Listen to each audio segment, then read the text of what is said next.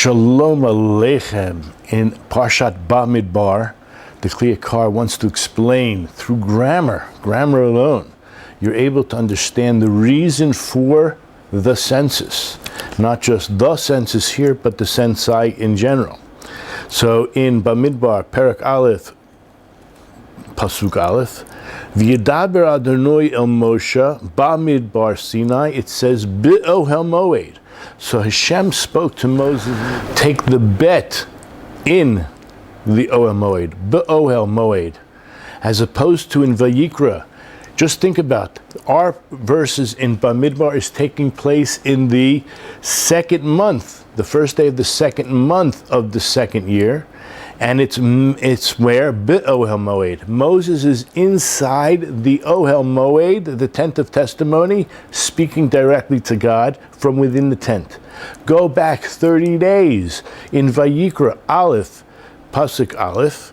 It says over there that God spoke to Moshe, Me Ohel Moed, the mem in front of, instead of a bet, of the word Ohel. Because God can only speak to Moses from within the tent. Moses is outside the tent. How do we know? Just go back. Just go back to Shmos Perek Mem Pasuk Lamed Hey. It says clearly about the Ananim. They were heavy and they were surrounding the tent. Lo yochel Moshe lavo el Ohel Moed ki shachan olav Anan. Moses was not able to enter into the Ohel Moed. Hashem was speaking to him from within, but Moses was on the So the Yakar discusses the idea of a 30-day residence is what makes somebody a permanent resident. I mean, you can think about it throughout many halachot, especially mezuzot. We don't put the mezuzah up until outside of the land of Israel, when we are residing less than 30 days. Rather, on the 31st day, you put it up with a bracha. And that's because this is not a permanent residence. There's only a permanent residence in Chazaka after 30 days. And he's explaining this is what the idea is, that lahashrot, in order for Hashem to dwell in a permanent way, there has to be, ready for this, a gush, a sum number, a number counting at least 600,000 Jews, at least 600,000 Jews. And we know that the census comes out to 603,000, not including Levi, but 603,000, and that is what makes the permanent residence. So even though the erecting of the Mishkan takes place in Vayikra, Aleph, that's where we're talking about the beginning of all the korbanos, the beginning of the service within the tabernacle itself.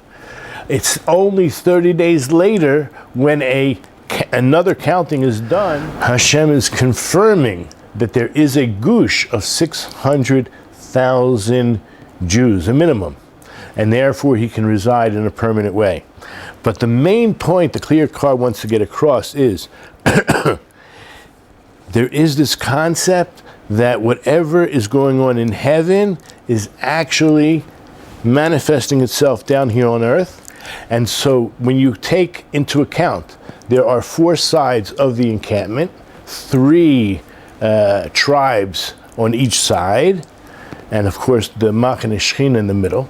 So you have here, according to the Yakar, the way he understands it, there are 7 clouds of glory on each side. 7 times 4, the 4 sides, you have 28. You need to have a minimum of 22,000 for each cloud of glory. So the Sakakol, the entire congregation, has to have at least 600,000. How do we know you need to have 22,000 as a minimum requirement? All you have to do is go to 2 different verses. Number 1, Perek Yud in Bamidbar Lamed Vav, the famous verse, Uvenucho Yomar Shuva Hashem Rivvos Alfi Yisrael. This is right after, if we go to war. And when we go to war, we take the Aron with us, and when the Aron would rest, then what would come with Hashem? Listen to the verse. When the ark would journey, Moses said, "Arise, Hashem, and let your foes be scattered. Let those who hate you flee from you." Now our verses, and when it rested, he would say, "Reside tranquilly, O Hashem, among the myriad thousands of Israel." Now in Hebrew, Rivavos Alfi Yisrael. Rivavos is a Rabbi is 10,000, so it's plural. That means 2 times 10,000. That's 20,000. Alfi Yisrael, the minimum of double plural Aleph, is 2,000. Now again, so what did he say? The main point here is Tamashal Davar lahashvot malchuto yitbarach ba'ara ke'ein malchuta derakia. That this is a mirror, this is a manifestation in the physical world. We, the Jewish people, are Hashem's legions, and we need every single one of us. And there's another verse to prove, again, this idea of 22,000. You find this in Psalms, in Tehillim, Samechet 68, verse 18. Rechev Elokim ribotayim alfei shinan adonoi. God's entourage is twice 10,000, thousands of angels.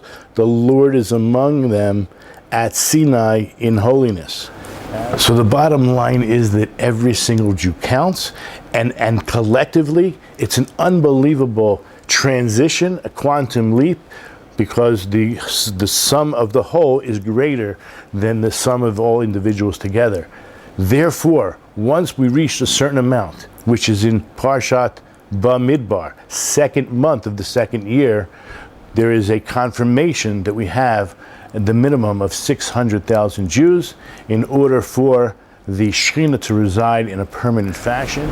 So Baruch Hashem, even though it's relating to Sinai, the idea that Shavuos is just around the corner, this is how Bamidbar always comes before Shavuos, that we should understand, Ke'ish echad, belev echad, we need every single Jew, and collectively, we are the entourage of Hashem. We are Hashem's angels. In fact, we're above the angels, and we have to make sure that we treat each other with respect and understand the preciousness of every Jewish soul.